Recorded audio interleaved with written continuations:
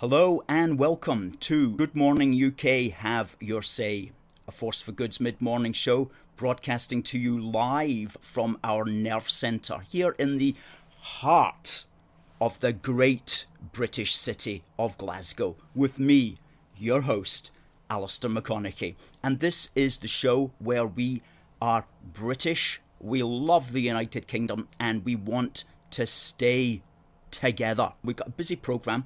At the top of the hour we have a guest who's coming in. That's Catherine Rainey, who's been on before. She's back by popular demand. So good to have Catherine coming in and looking forward to that as well. So where are we? Yes, send in your thoughts this morning, please, folks, about what on earth is happening with the Cabbage Coalition. Now, you know who I mean by the Cabbage Coalition. That is, of course, the Scottish Separatist Party and the Green Cabbages, led by the flower pot man and Mrs Ful-lub-a-lub. And they are feeling their oat milk at the moment because they have been entered into the prize draw, which is who's going to become a Scottish minister this year.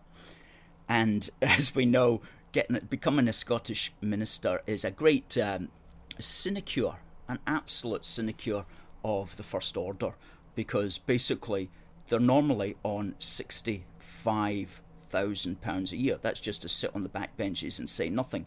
But when they become a minister, then they are allowed to get an extra 30,000, and that takes them up to something like, let me just get it because I've got the exact figures here, that takes them up to £95,000. So a great sinecure if you can become a Scottish minister. And the question is, what on earth can the Green Cabbages do? I mean, these people have trouble tying their shoelaces, let alone running a country. In fact, they probably don't believe that shoes are a good thing. Shoes are obviously a capitalist invention, and therefore they ideally should reject them, you know. Nevertheless, they have proven that they can tie their shoes, so they're now a minister. The flower pot man is a minister, and Mrs Ful-lub-a-lub has also been given a ministerial post. Patrick Harvie is going to be the minister for zero carbon buildings. Now, what is a zero carbon building, you might ask? Well, I get the impression here what that's going to be is he's going to be the minister for basically charging you hundreds and hundreds of pounds to replace your heating system, your perfectly good gas boiler. Everybody in Scotland is going to have to replace their gas boilers with, I don't know, boilers run on bicycle power or something like that. But that's a serious thing that's coming. They're going to try to do that. So they give that a fancy euphemism like zero carbon buildings. He's also the minister for something called active travel. Now, it's always a bad sign when somebody is made a minister for something that nobody knows what that is, because it means they can basically define what it's going to be. So they make up these fancy terms and then they decide what that means. So active travel, I'm imagining that's travel where you actually have to do something physical, such as walk or run or ride a bike or ride a horse. Something like that. So I presume that's what active travel means. And he's also going to be the Minister for Tenants' Rights, which may indeed be an important issue, but it hardly needs a ministerial office for it, to be frank with you. That would be something that would come under the housing minister's remit normally. But of course they like to spread all the jobs out and spread all the money out, jobs for the boys and the girls. And so what's Mrs Ful-lub-a-lub going to be doing? Well, she's going to, this is a woman called Lorna Slater that nobody ever knew about this time last year, but is now making the laws for you and I. And somebody that nobody, again, voted for particularly. They voted for her party, and she happened to be at the top of the list of that party. And so she was the person who got elected. So she, Mrs Ful-lub-a-lub, is going to be the Minister for Green Skills. Well, what's a green skill? The thing that immediately comes to mind is like basket weaving. That's a sort of green skill. What else? Beekeeping is a sort of green skill, I suppose. I'm all for those things. We'll find out in time what a green skill is, because no doubt she will be wanting to tell us. She's also the Minister for something called the circular economy. Again, that's another made-up term. As I say, once they start making up terms, always be cautious, because they know what they mean by it, but we don't. And so that puts them at a serious advantage.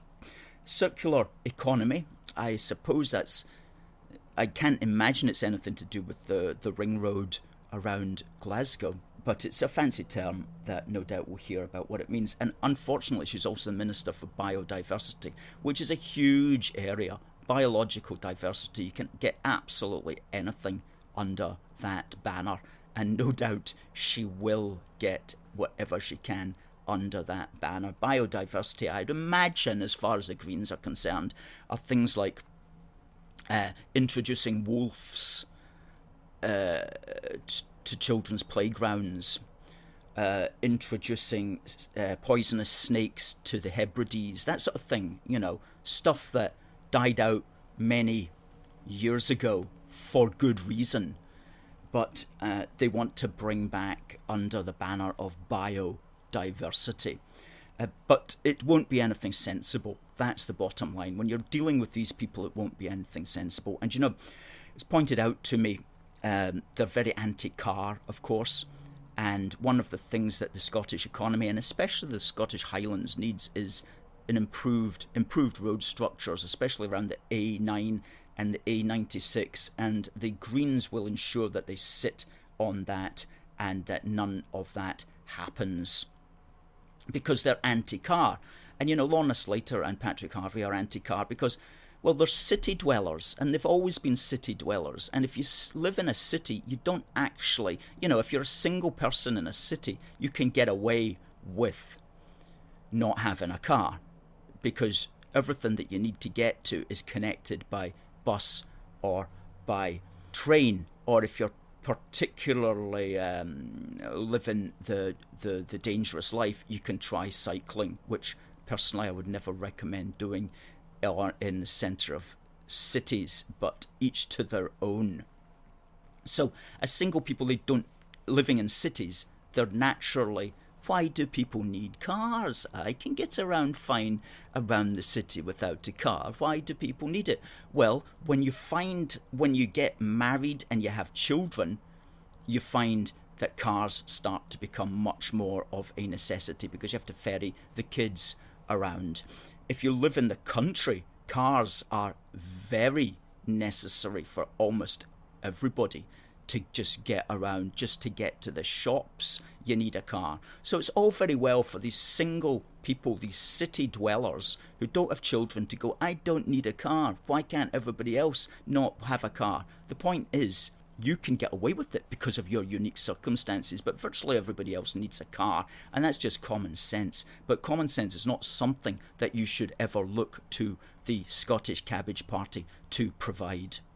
Richard says she's come from abroad to campaign for the breakup of our country. Taking the biscuit. That is absolutely so true. Taking the biscuit, isn't she really? I mean, imagine going to Canada. Imagine if I went to Canada and started to campaign for the Quebeckies to break up Canada. What a cheek! You should dislike me if I did that to Canada. I mean, that would just be such an impertinence.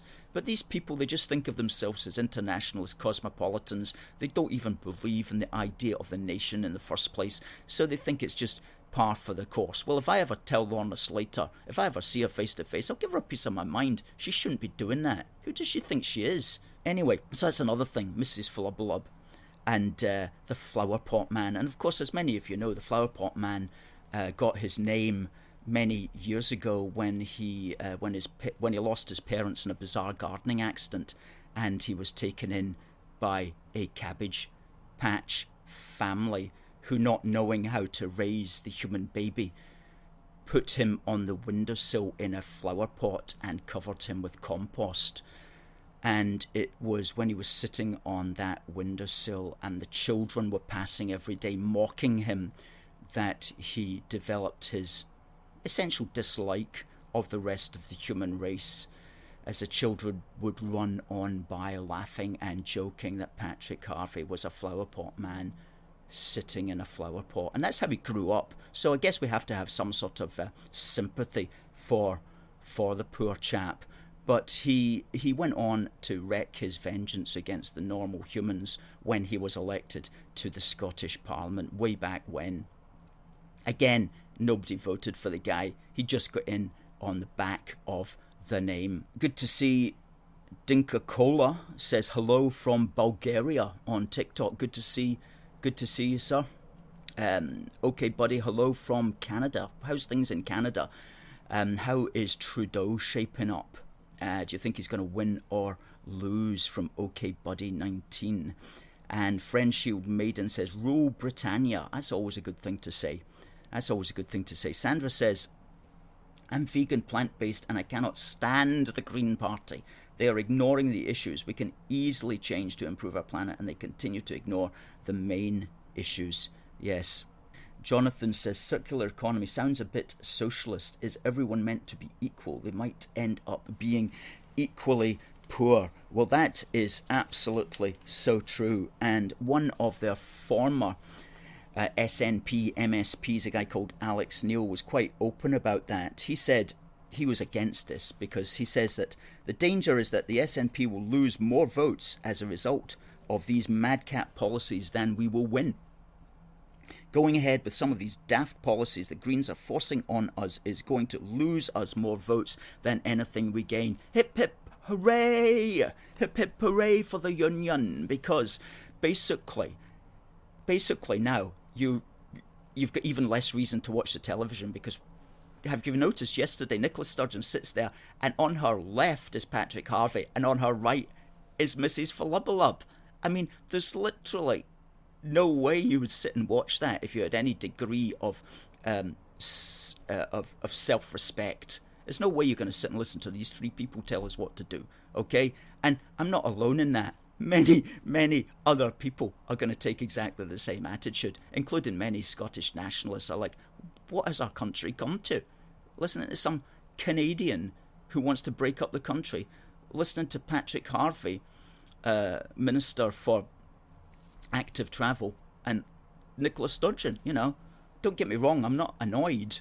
I'm actually quite happy that all of this is happening, because it helps us more clearly identify the issues. And a lot of Scottish nationalists will just say, no, we're not going along with this. And the Greens fail, the SNP will carry the can for that. And when the SNP fail, the Greens will carry the can for that. So they'll be responsible for each other's failings, and that will be clear in the eyes of the public as well. So it's not good for either of these things. It's a match made in hell. I think that's the expression, isn't it? Richard says there's a silver lining to every cloud if the coalition damages the secessionist cause. Now, folks, in 10 minutes we've got our guest coming up at the top of the hour, and I can see that Catherine is already in the waiting room, so we'll be bringing her in at 11 o'clock. Ibrox Park says, all this green nonsense is totally garbage. They're going to drag us back to the early 1900s. Oh, yes, undoubtedly, if not before even the era of cars. They want to get rid of travel. They want to get rid of motor-powered vehicles. They want to get rid of tourism, and they're very much going up. They're very much into this whole agenda that's happening at the moment, as far as the new order is concerned. They're into all of that. That's why they don't speak out. You would think that the Scottish Cabbage Party would speak out against, for example, Big Pharma, by which I mean big pharmaceutical industries, because that was always, like when I was growing up, if you were into those sorts of things, which I was and am, then you are into things like natural health, and you're into things like your own bodily immune system and things like that. I used to be a natural health therapist, so I know all about that field, and I know all the sorts of people who are involved in that. And there's a lot of people who are very much into just like natural living, and against big pharma and against mass vaccination, at least against vaccination for things that you don't need to be vaccinated against, put it that way, and against big business and against the authoritarian state and things like that. Yet all of these things the Scottish Cabbage Party are 100% signed up to. They're signed up to that. You know, they're boosting all of that today, and which is huge, certainly a huge weakness. And I don't know what has happened to the Greens. Well, I know exactly. I could write a book, actually, what happened. When it started off, it was ecological. And it wasn't particularly left-wing or particularly right-wing, but that got taken over, essentially, by the watermelons. That is, the people who are green on the outside and very, very red on the inside. And they took it over and they moved it in a direction which is where it is today, certainly in Scotland, but also in England, actually. Lesser so in England, but certainly in Scotland, where today it's very much just not very good thing at all. Anyway, we all have to suffer it, but hey, as long as we can understand. Yeah, back to the horse and buggy, except for them. Alan says that they have a 4-day working week proposal. Yes, I don't know much about that. The problem with these sort of things, and we'd all like a 4-day working week. The question is, how would that be workable? You know, working practices would have to change. I think it's possible in some areas that working practices could change for that, but you couldn't have a 4-day week in Scotland while you have a 5-day week in England, because that would mean that costs for companies setting up in Scotland instead of England would be essentially 1 day higher, 20% higher. So you couldn't have that within the United Kingdom. You know, you couldn't have a 4-day week in Scotland and a 5-day week in England. That just wouldn't be workable. It would destroy the Scottish economy. So that's something to move very carefully on, I should say. Paul says, if you take the jab, I'll be disappointed. Paul, I won't take the jab, and it will be over my dead body, literally. I mean, it's a bottom line for me. I don't need it. I'm a healthy man. I'm prepared. If the system is going to cut me off from things, that's just what it's going to have to do. And we're going to have to build a political movement to overturn that discrimination. And I would say to everybody else as well, hold fast, because we're going to be entering a rocky 2 or 3 years where they're really going to double down and try to push everybody into this unnecessary program. But if you haven't done it yet, just hold fast, and we'll get through it. We'll get through it. And of course, it will be the poor who pay the price for this way of living. Now, folks, if you're watching on TikTok at 11 o'clock, we're going to have a guest. But unfortunately, we can't broadcast the guest on TikTok. We can only broadcast the guest via youtube.com/UK, a force for good. And so if you're watching on TikTok at 11 o'clock, when we bring in our guest here on our other platforms, please, if this would end here on TikTok, and if you're interested in watching the guest, go over to youtube.com/UK, a force for good. That's at 11 o'clock if you're on TikTok.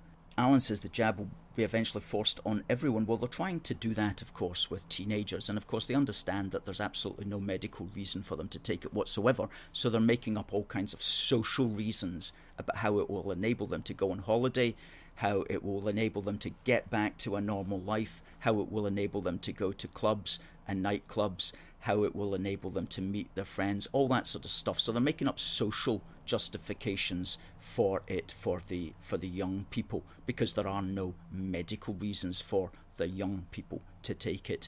And some young people are going along with that for the social reasons, not for the medical reasons, because they know there are no medical reasons for young people to be taking it.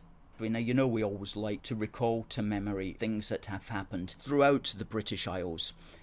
Important people, important events, or local things that have happened. And it was on this day, on the 1st of September in 2007, when the Victoria Cross Memorial was unveiled in Glasgow, just at the foot of what's called the necropolis, which is the big cemetery just next on the hill, which sits next to Glasgow Cathedral.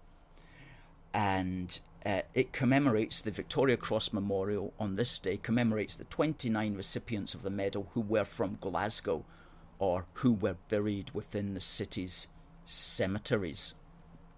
Going right back, and it was erected at the suggestion of Tom Healy, a Victoria Cross enthusiast, after he discovered that one of the first recipients of the medal, who was killed in the Crimean War, James McKechnie of the Scots Guards, was buried in an unmarked grave in the necropolis without even a mention of his bravery. And he discovered a further 3 unmarked Victoria Cross holders' graves in the city, and he approached the council with a proposal to commemorate all the recipients who had a Glasgow connection. And so it was on this day that they erected the memorial. It's a small memorial. If you just walk past Glasgow Cathedral on your way to up the hill to the necropolis, you cross over a little bridge. It's called the Bridge of Sighs, and it sits on the Bridge of Sighs just before you go up into the necropolis. And it states, in honour of the Glaswegians awarded the Victoria Cross for valour, this memorial was erected by the City Council on behalf of the citizens of Glasgow in remembrance and with our gratitude. So that was on this day, 1st of September in 2007. We're going to bring on our guest. Now we're bringing in Catherine. You ready to go, Catherine? Oh, hi. Hello. Good. Yeah. How's the weather over your end of the country? It's beautiful. Yeah, not a cloud in the sky. It's really beautiful. Yeah. Good. Really hot and sunny. Mm-hmm. Yes, indeed. Now, you're back on by popular demand because you've been on once before, and you've got a lot to say about the situation in Scotland. But Catherine, could you tell us about these demonstrations which are coming up on Thursday outside tomorrow? Tomorrow. Holyrood. What's happening outside the Scottish Parliament tomorrow? Okay, so I wasn't sure that there was one on at 11 o'clock in the morning. Apparently there is, but the one that I was going to was at 12:30, which is a really important subject on children being able to say, I'm a boy now today, or I'm a girl now today, which we all know children of that age do. You know, they do say that anyway. It's all part of their natural development growing up. And, you know, they're now trying to get involved with that, you know, teachers and politicians, and basically encourage them to go further, you know, to say that they're a boy or they're a girl. And it's outrageous. It's just another outrageous thing that you know, the SNP and now the so-called Greens are doing. So yeah, I think it's really important to go tomorrow and you know, protest against that. Yeah. Yes, that's at 12:30 outside Holyrood tomorrow, Thursday. Mm-hmm. And that's I don't know who's organising that as such, but I have noticed on the internet that there are some people who are making a demonstration about that. I also noticed that at 11 o'clock earlier in the morning there is also another demonstration. Now again, I'm not connected with, and AFFG is not connected with any of these groups, but I do know that the one at 11 a.m. it says, "Stop the Scottish government giving our name away. Woman equals adult human female. Say no to self-ID. Say no to self-ID of sex." So that will be campaigning against the idea that you know, men can call themselves women. And then the one at 12:30 is, I've got the thing here. It says, if you are angry and opposed to the Scottish Government transgender guidelines to schools, please join our protest on Thursday, 2nd of September at 12:30. Yeah. Please bring your pots, pans, whistles. We want them to hear us. Okay. Oh, well, that's interesting. I didn't... thanks for bringing that to my attention. I think it seems to me it could just be like, to hide other things that they're doing this. I mean, I'm not trying to take away that the young people and children, if there is, and I actually know somebody with a child who has decided to be a girl. So I'm not saying it doesn't happen, and I'm not just shutting it down, but I've heard a lot of children say, "Oh, I want to be a girl now," or I want to be a boy, just in play and just in development. And we can't take every person that says that, that's gospel and that's the way it's going to be for them throughout their childhood, adult, teenage years, that they're always going to feel like that. So, yes, but to me, it seems to be a cover-up for what's actually going on. The thing is, the Greens have an agenda to push this very heavily, and we're going to be seeing a lot more of this now in the Scottish Parliament, with the Greens being part of the governing structure. So the Greens are definitely behind this, and they're pushing the SNP into doing things like this. And as you pointed out, they're so right. Children could just be playing around, and yet that gets taken out of context, and they get put down a medical pathway for the rest of their lives. And that, I've always believed that anybody who obsesses about that, anybody who thinks that little infants like that are able to tell them, and people who obsess basically with the sexuality of infants are essentially paedophiles in all but name. And they shouldn't be allowed to get away with pretending that they're not. No. If as a parent you feel like there's a problem with your child, then you would seek professional advice yourself. You don't, as a parent, you are watching your child, but you don't need them interfering in their normal development. Yeah, absolutely. Don't need them doing that whatsoever. Yeah, absolutely. Good. Do you have children yourself? I've got one boy. Who's I've got a boy who's 19, and if you look at his picture, he's put his girlfriend's long hair on, like a hairpiece. He's put it on as a joke for his his profile picture. He's only messing about. He's a he's a boy, and he wants to be a boy, but he's just joking. Obviously, I've a great group of friends that he's got, and they've all grown up together, and they are that generation, very free. It's very refreshing to see, and open about things, and that's fine. It's just little children, their brain hasn't developed enough. I mean, puberty hasn't even started where they're getting those feelings, so I don't know, where they've got their information from to actually say that they're going to, look at 4-year-old, 5-year-old, so on. To me, it's like control. It's like they're trying to say, we're in control of your lives, your children's lives. They're like Big Brother, and which is what they want, world domination. We have to remember as human beings that we were born free. We actually could rebel, and we could all say, you know what, we're not paying our council tax anymore, we're not paying our bills anymore, we've had enough.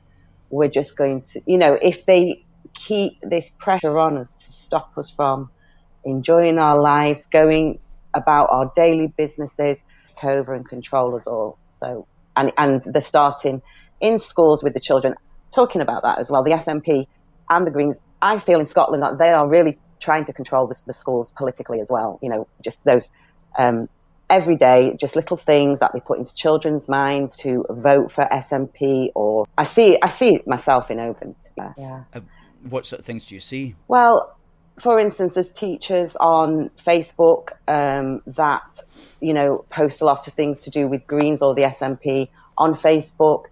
They do have cups with the logos on, and mugs at school with the SNP logos and things like that. The SNP, I think, have tried to take over like the colour yellow and the word yes. It's not their colour and it's not their language, and it's just these little things that it's like, advertising their parties, basically. That's what I think anyway. I don't know if anyone else thinks the same. Yeah, they totally ruined the word yes, didn't they? They totally ruined the word yes. It's like you don't want to put it, you don't want to write it sometimes, but they think, hold on a minute, this is our English, British language, you know what I mean? Like you can't have that word. So we need to. Well, that's what they do. They control. We need to take back words. We need to take back our country, don't we? Yes. The big question, of course, is how do we do that? But at least the first good thing is knowing that we have to do that. Definitely, and we have to take the country back, and just take the country back to some of our old values as well. And this is something we'll continue to develop here at A Force for Good. But behind the idea of British values has always been the idea of liberty and general freedom for the individual. And of course, I understand sometimes that's kind of more rhetorical than fact. And I can also understand that here in Scotland, we've got quite a strong history of authoritarianism on all sorts of issues going way back into the midst of time. But nevertheless, it's a great idea. It's a great sort of value to develop, the idea of liberty of the individual. And to an extent, we have, in some places, really promoted that. And so we need to get back to that and to the idea that Britons never shall be slaves. Yeah. And base of life on that. We said a couple of weeks ago, governments should be to facilitate liberty, not to control the population. And it's always a balance, of course, but it's swung too far into the controlling elements now, and they're seeing this. They're seeing worldwide the threat of worldwide disease as a very effective way to control people. It's called the biosecurity state.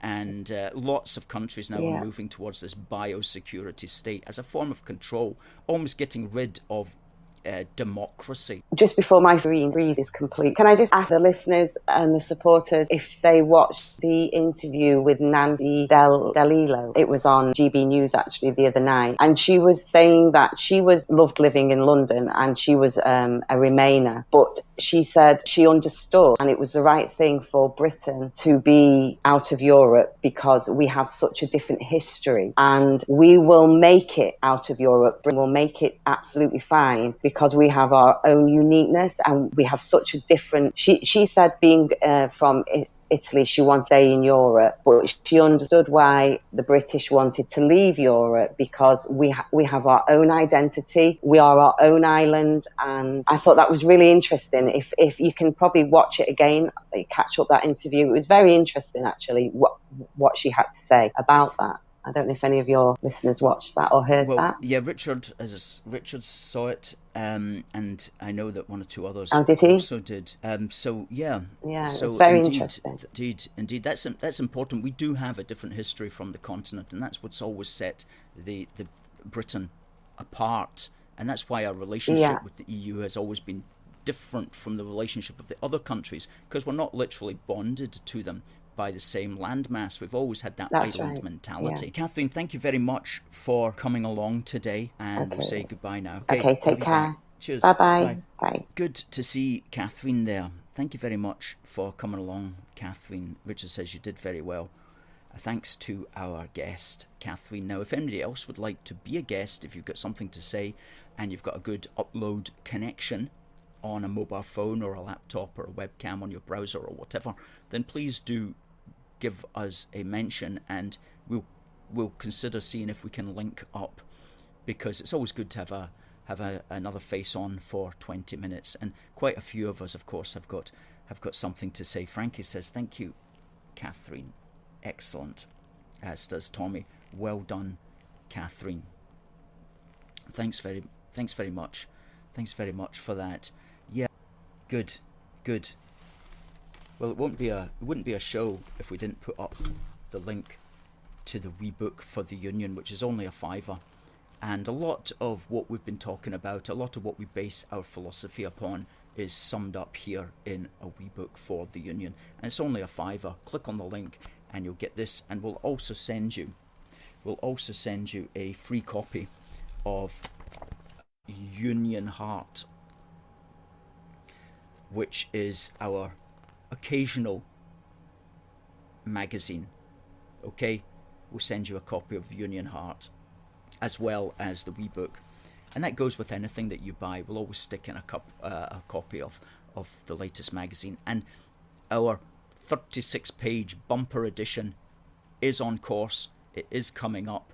It will be this autumn, and we're working on that right now, so wait for that as well to come out. That's going to be a cracker, an absolute cracker, and that'll be free to anybody who is a Union supporter. That is anybody who gives us a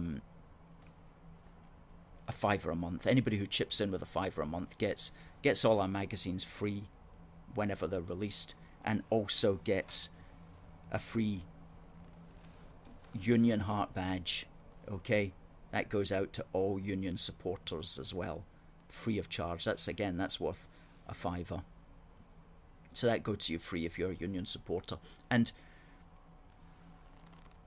we totally depend upon our Union supporters. But if you don't want to become a Union supporter, you can still buy this. And we'll put the link up there for that also. So, folks, we did something a wee bit different today. For the first half hour, as well as broadcasting on this program, on these platforms, YouTube, Facebook and Twitter, we were also on TikTok for the first half hour via our mobile device. So that was a fourth platform that we're broadcasting on now. We just keep getting the message out in whatever way we possibly can.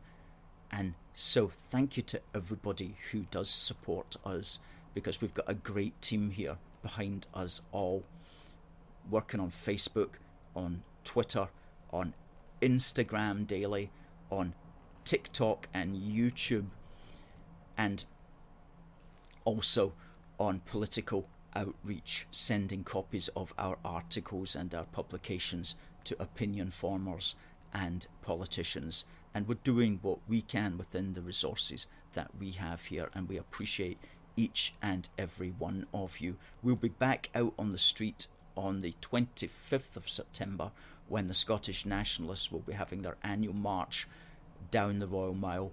We'll be out there in Edinburgh, so if you'd like to join us with that as well, please send us a message and we'll count you in on that. Frankie says, always educational. That Preston journalist says, I'd love to come on as a guest. I also run a Pro-UK YouTube channel.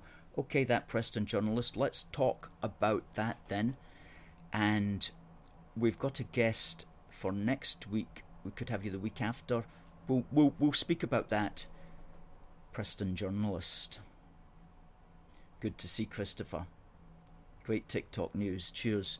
Do you know we've got a video there that's got well over 60,000 views. We've got another video that's got over 50,000 views, and they're all averaging at least 1,000 views on average, and usually much more, sometimes up to 10, 12, 15,000 views. And these videos just keep, once they're up there, they just keep rotating through people's phones, and works via some unusual algorithm, but it will just come up without you even noticing that you wanted to see it, and you'll see it. And it's a very powerful way to reach a slightly different demographic, and just we're the only Unionists on there, and so we're really doing awfully important work. And so thank you to everybody who supports us on there. That's fantastic. Ibrox Park says, love my Union Heart badge, never off my coats. Yes. Okay, folks, we'll be back next week, Thank you for everybody who's here, and hope to see you next week again. It just remains for me to say God bless the United Kingdom and God save the Queen. See you next week.